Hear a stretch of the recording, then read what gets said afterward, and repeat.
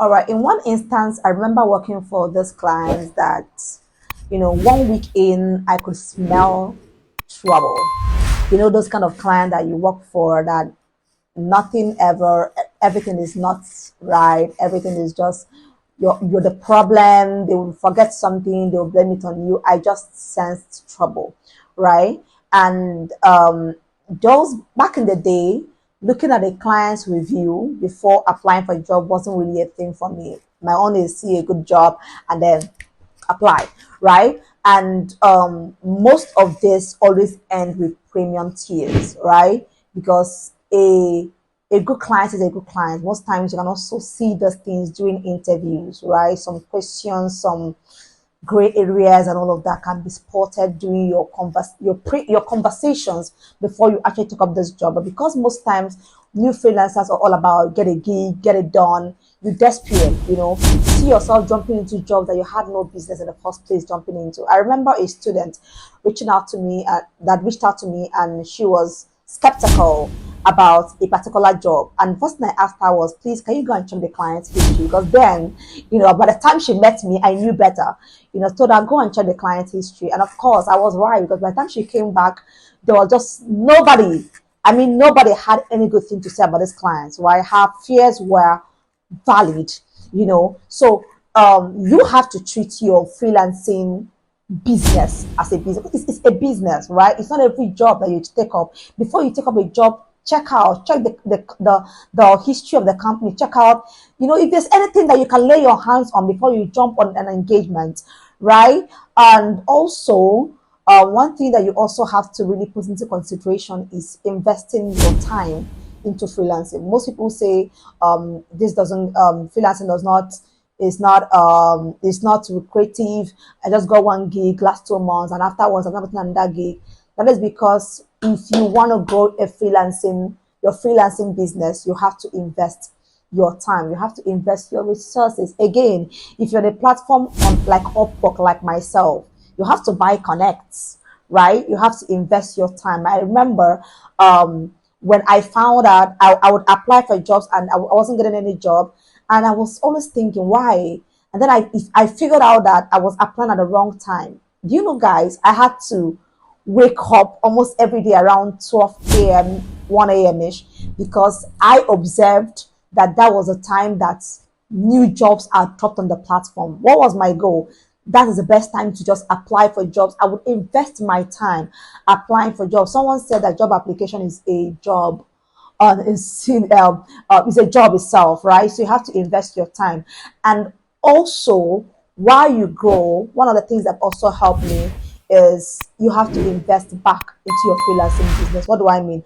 My first laptop was a TV.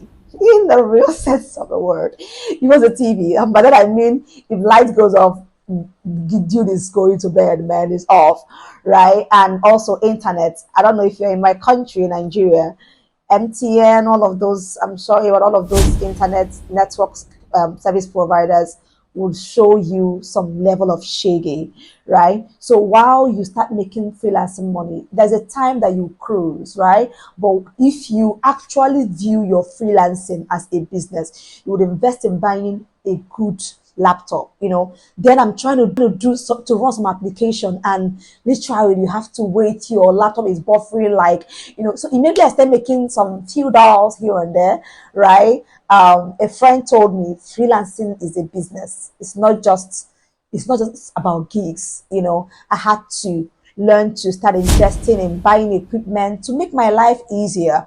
All right. And last but not least, on the aspect of viewing freelancing as a business, I remember getting a job and I was just relaxed. I got my first job. I'm like, my first job was $5 per hour, and it was 4 hours a day, total of 20 hours a week. Do the math. That is $100 every week.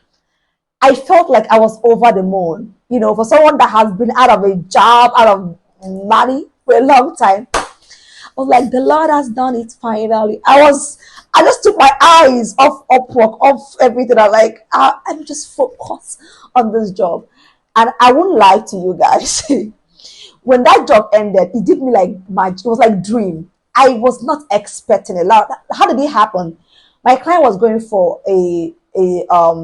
a surgery. She told me, and she even gave me some work we're going to get back to and all of that.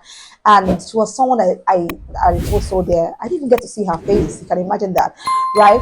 And then she told me she was going for this surgery and all of that, and we'll pick up, I think, 2 weeks after. And 2 weeks after, I didn't hear back from her. I reached out every way possible. Silence. Like, I thought it was a joke, guys. Silence. Until date, I never heard back. I don't know if she's fine. I don't know what happened, but it just happened, right? And most of you listening to me right now, you've been in that space where you've had the job and you feel like it's going to be like it's going to be the whole, like, years to come, and you've already calculated every month I'm making 400, 500, 700, $1,000. It may not always be like that. So I told freelancers, I personally I learned something from that experience. I never really want to just settle for a job, right? The idea is to have, if possible, depending on your capacity, jobs, right? So that job was 4 hours every day.